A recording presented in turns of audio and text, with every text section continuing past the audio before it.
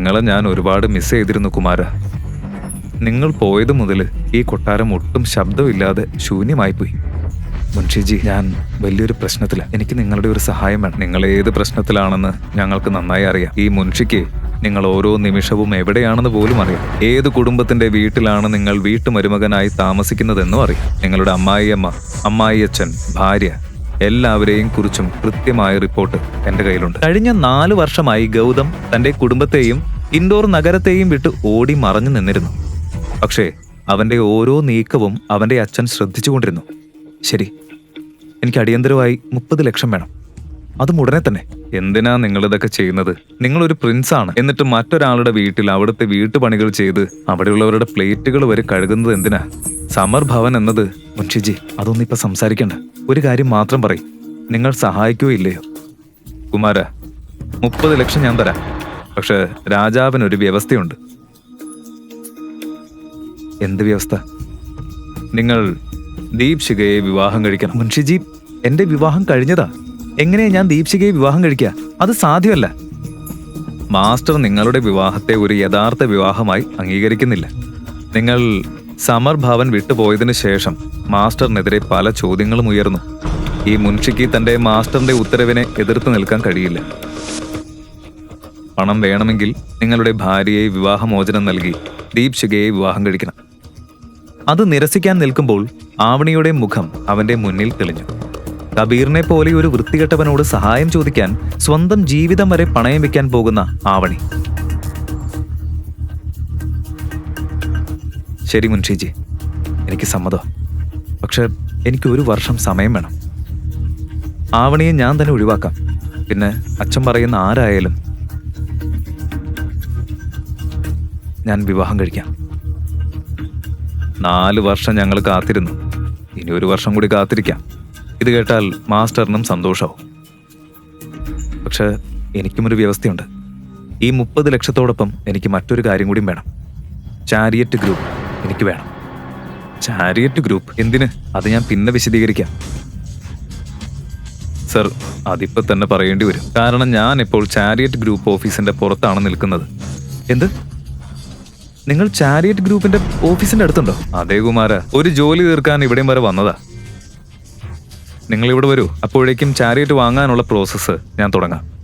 ശരി മുൻഷിജി, ഞാനിപ്പോൾ തന്നെ വരാം. മുൻഷിജിയുടെ രീതിയെ ഗൗതമിന് നന്നായി അറിയാമായിരുന്നു. മുൻഷി കമൽ സ്വരൂപ് വാക്ക് പാലിക്കുന്ന ആളായിരുന്നു. അദ്ദേഹത്തിന്റെ സ്വാധീനം കൊണ്ട് വലിയവരെ പോലും നിശബ്ദരാക്കാൻ കഴിയും. അതേസമയം ഗീത ആവണിയെ കബീറിന്റെ അടുത്തേക്ക് പോകാൻ പ്രേരിപ്പിച്ചുകൊണ്ടിരുന്നു. എനിക്ക് ആ ചെക്ക് എത്രയും വേഗം വേണം. അതാണ് ആവണിയെ കബീറിന്റെ അടുത്തേക്ക് പോകുന്നത് തടയാനുള്ള ഏക മാർഗം. ചേട്ടാ, നിർത്ത്. നേരെ പോ, വേഗം.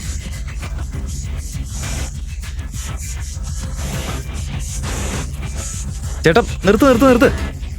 കഴിഞ്ഞ 4 വർഷമായി ലോകം ഗൗതമിനെ ഒരു സാധാരണക്കാരനായായിരുന്നു കണ്ടത്. പക്ഷേ ഇന്നിവിടെ സത്യാവസ്ഥ അറിയുന്നത് മുൻഷിജിക്ക് മാത്രമാണ്.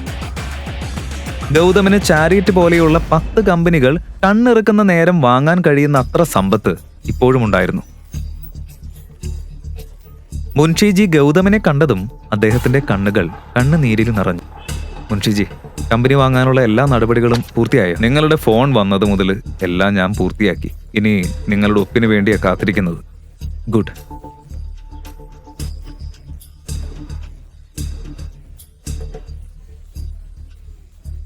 ഇനി ഒരു കാര്യം കൂടി ചെയ്യണം. ഈ കമ്പനിയുടെ ചെയർമാൻ ശേഖർ ആനന്ദാണ്. അയാൾക്ക് കബീർ ആനന്ദ് എന്ന ഒരു മോശക്കാരൻ മകനുണ്ട്. ശേഖർ ആനന്ദ് പറയാതെ ഈ കമ്പനിയിൽ ഒരു ഇല പോലും കുലുങ്ങില്ലെന്ന് ഞാൻ കേട്ടിട്ടുണ്ട്. അതെ, അത് ശരിയാണ്. ഗുഡ്. അപ്പോ ശേഖർ ആനന്ദ് അത്യാവശ്യം ജോലി ചെയ്ത് കഴിഞ്ഞുവെന്ന് തോന്നുന്നു. ഇനി അവന് കുറച്ച് വിശ്രമം കൊടുക്കാം.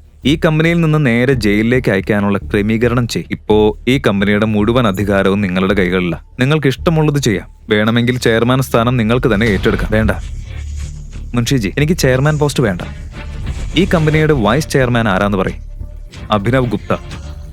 എന്നാൽ അഭിനവ് ഗുപ്തയെ വിളിച്ച് ഇനി മുതൽ ഈ കമ്പനിയുടെ പുതിയ ചെയർമാൻ അവനാണെന്ന് അറിയിക്കും. മുൻഷി കമൽ സ്വരൂപിന്റെ വഴി തടയാൻ ആരും ധൈര്യപ്പെടില്ല. ഗൗതമിന്റെ കണ്ണുകളിൽ ഒരു വ്യത്യസ്തമായ തീപ്പൊരി വ്യക്തമായി കാണാമായിരുന്നു. അതേസമയം മറുവശത്ത് ആവണിയുടെ ടെൻഷൻ കൂടിക്കൊണ്ടിരുന്നു. കബീറിനോട് സഹായം ചോദിക്കുന്നതൊഴികെ അവൾക്ക് മറ്റൊരു വഴിയും ഉണ്ടായിരുന്നില്ല. ഓഫീസിൽ ഗൗതമും മുൻഷിജിയും അകത്ത് കയറുന്നത് കണ്ടതും 32 വയസ്സ് തോന്നിക്കുന്ന ഒരു സ്ത്രീ അവരെ ക്യാബിന്റെ പുറത്ത് തടഞ്ഞു. നിങ്ങൾ രണ്ടുപേരും എങ്ങനെ അകത്ത് കയറി, അതും ആരോടും ചോദിക്കാതെ? ഇത് ശേഖർ ആനന്ദിന്റെ പേഴ്സണൽ സെക്രട്ടറി ആയ ശാലിനി ആയിരുന്നു. മുൻഷിജിയുടെ യഥാർത്ഥ വ്യക്തിത്വം അവൾക്കറിയില്ലായിരുന്നു. ഞങ്ങളിവിടെ ചെയർമാനെ കാണാനാണ് വന്നിരിക്കുന്നത്, മിസ്റ്റർ ഗുപ്തയെ. മിസ്റ്റർ അഭിനവ് ഗുപ്ത ഈ കമ്പനിയുടെ വൈസ് ചെയർമാൻ ആണ്. നിങ്ങളെ പോലുള്ള സെയിൽസ്മാൻമാരെ അപ്പോയിന്റ്മെന്റ് ഇല്ലാതെ അദ്ദേഹം കാണാറില്ല. ഇപ്പൊ തന്നെ പുറത്തേക്ക് പോ, ഇല്ലെങ്കിൽ ഞാൻ സെക്യൂരിറ്റിയെ വിളിക്കും. സെക്യൂരിറ്റി. അതേസമയം ഗൗതമിന്റെ ഫോണിൽ ആവണിയുടെ കോൾ വന്നു. അവൻ ഫോൺ എടുക്കാൻ പോകും മുൻപേ ബാറ്ററി ലോ ആയതിനാൽ മൊബൈൽ സ്വിച്ച് ഓഫ് ആയി. നിങ്ങൾ ആരോടാ സംസാരിക്കുന്നതെന്നറിയോ? ഇത് ജോധ്പൂരിലെ. മുൻഷിജി, എനിക്ക് ടൈമില്ല, ദയവായി മിസ്റ്റർ ഗുപ്തയെ വിളിക്കേ.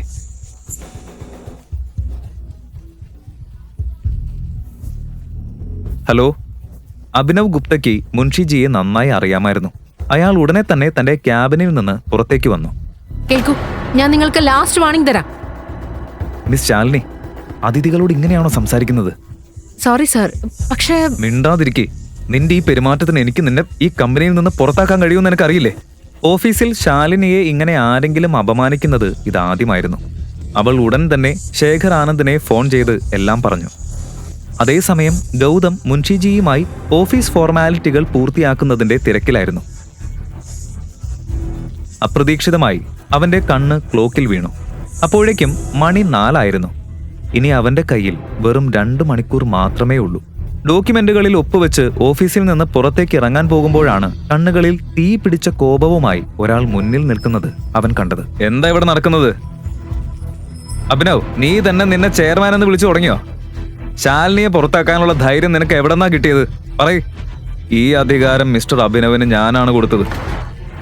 ഇന്ന് മുതൽ ഈ കമ്പനിയുടെ ചെയർമാൻ അവനാണ്. ആണോ? അതിന് നമ്മളാരാണാവോ? ഞങ്ങളുടെ കമ്പനിയിൽ കയറി വന്ന് ഷോ കാണിക്കാൻ. ഞാൻ മുൻഷി കമൽ സ്വരൂപ്. ആ പേര് കേട്ട നിമിഷം തന്നെ ശേഖർ ആനന്ദിന്റെ കാൽ കീഴിലെ നിലം വഴുതി പോയതുപോലെയായിരുന്നു.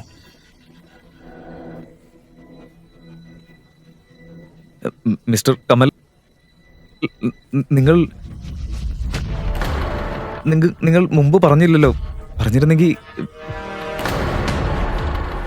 ശരി, എന്റെ ക്യാബിനിലേക്ക് വരൂ, നമുക്ക് അവിടെ ഇരുന്ന് സംസാരിക്കാം. മിസ്റ്റർ ആനന്ദ്, നിങ്ങളുടെ സംസാരിക്കാനുള്ള സമയമൊക്കെ കഴിഞ്ഞു. ഈ കമ്പനിയുടെ മറവിൽ നിങ്ങൾ നടത്തുന്ന അനധികൃത ഇടപാടുകളെല്ലാം ഞങ്ങൾക്കറിയാം. അതോടൊപ്പം ഗൗതം ഒരു കത്ത് അവന്റെ കയ്യിൽ കൊടുത്തു. അതിൽ ഈ കമ്പനിയുടെ പുതിയ ഉടമ ഇനി ഗൗതമാണെന്ന് വ്യക്തമായി എഴുതിയിരുന്നു.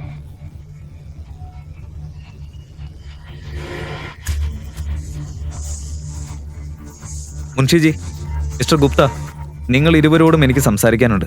അകത്തു വരൂ. ക്യാബിനിൽ കയറിയ ഉടൻ ഗൗതം ക്ലോക്കിൽ സമയം നോക്കി. സമയം വൈകുന്തോറും ആവണിയെയും അവളുടെ കുടുംബത്തെയും കുറിച്ചുള്ള അവന്റെ ആശങ്കയും കൂടിക്കൊണ്ടിരുന്നു. മിസ്റ്റർ അഭിനവ്, ഇന്നു മുതൽ ഈ കമ്പനിയുടെ ചെയർമാൻ നിങ്ങളാണ്. ഈ സ്ഥാപനവുമായി ബന്ധപ്പെട്ട എല്ലാ തീരുമാനങ്ങളും ഇനി നിങ്ങൾ എടുക്കണം. ഞാൻ പൂർണ്ണ സത്യസന്ധതയോടെ ജോലി ചെയ്യും. സർ, നിങ്ങൾക്ക് ഒരിക്കലും ഒരു പരാതി ഉണ്ടാവില്ല. ഗുഡ്.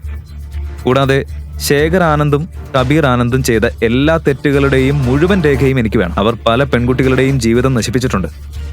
ആശങ്ക വേണ്ട സർ, അവരുടെ എതിരെയുള്ള പല തെളിവുകളും എന്റെ ലോക്കറിലുണ്ട്. ഒരു ദിവസം ആരെങ്കിലും ഇവർക്കെതിരെ ശബ്ദം ഉയർത്തുമെന്ന് എനിക്ക് അറിയാമായിരുന്നു. ആ ദിവസത്തിനായി ഞാൻ കാത്തിരിക്കായിരുന്നു. സർ, ഇന്ന് തന്നെ എല്ലാ തെളിവുകളും ഞാൻ നിങ്ങൾക്ക് കൈമാറാം. നൈസ്. മുൻഷിജി.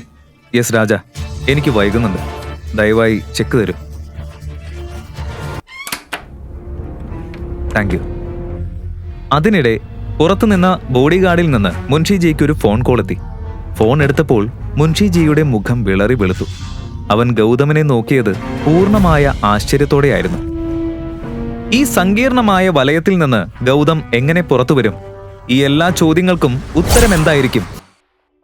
ഈ കഥ തുടർന്ന് കേൾക്കുന്നതിനായി ഇപ്പോൾ തന്നെ പോക്കറ്റ് FM ആപ്പ് ഇൻസ്റ്റാൾ ചെയ്യൂ. Link in description.